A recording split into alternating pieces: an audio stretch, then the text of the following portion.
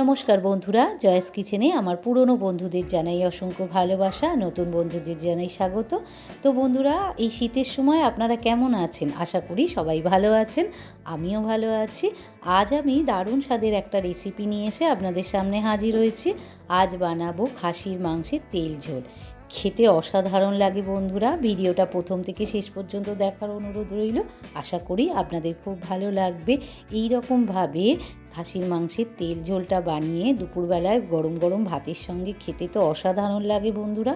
আর রাত্রিবেলা লুচি, পরোটা, রুটির সঙ্গেও আপনারা খেতে পারেন। তো চলুন শুরু করা যাক খাসির মাংসের তেল ঝোল। খাসির মাংসের তেল ঝোল বানানোর জন্য এখানে আমি নিয়ে নিয়েছি 1 কেজি মতো খাসির মাংস।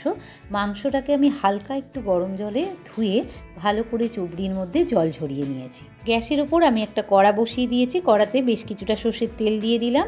তেলটা বেশ গরম হয়ে এসেছে। এবারে দিয়ে দিলাম অল্প একটু লবণ আর দিয়ে দেব অল্প একটু গুঁড়ো হলুদ।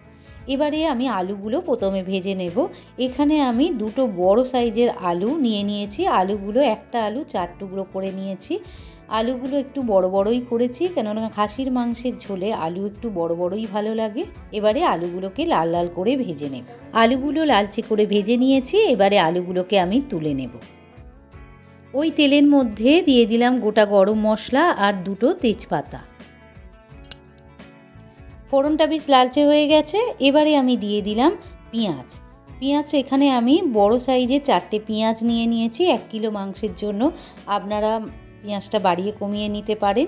এবারে পেঁয়াজগুলোকে তেলের মধ্যে দিয়ে ভালো করে নাড়াচাড়া করে লাল লাল করে ভেজে নেব। পেঁয়াজটা লালচে করে ভেজে নিয়েছি। এবারে আমি দিয়ে দেব রসুন আর কাঁচা লঙ্কা বাটা। এখানে আমি 12 থেকে 15 কোয়া রসুন আর 6টা কাঁচা লঙ্কা একসঙ্গে পেস্ট করে রেখেছিলাম, সেটাই দিয়ে দিলাম। দিয়ে ভালো করে নাড়াচাড়া করে রসুনটা একটু ভাজাভাজি করে নেব। পেঁয়াজ আর রসুনটা ভালো করে ভাজাভাজি করে নিয়েছি। এবারে আমি দিয়ে দেব টমেটো। এখানে আমি দুটো মিডিয়াম সাইজের টমেটো নিয়ে নিয়েছি। টমেটোগুলোকে টুকরো টুকরো করে কেটে নিয়েছি। অল্প একটু লবণ দিয়ে দিলাম, এতে করে টমেটোটা তাড়াতাড়ি গলে যাবে।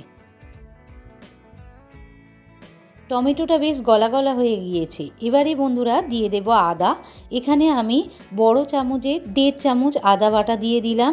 আদা বাটাটা দিয়ে ভালো করে পেঁয়াজ, রসুন, টমেটোর সঙ্গে মিশিয়ে নিয়ে একটু নাড়াচাড়া করে নেব, যাতে আদার কাঁচা গন্ধটা ছেড়ে যায়।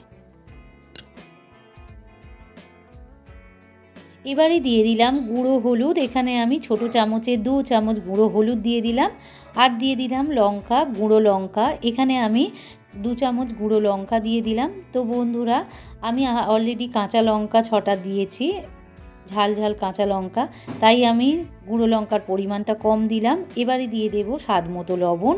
দিয়ে সমস্ত মশলা ভালো করে মিশিয়ে কষিয়ে নেব। অল্প একটু জল আমি দিয়ে দিলাম, যাতে মশলা তলাটা না ধরে যায়।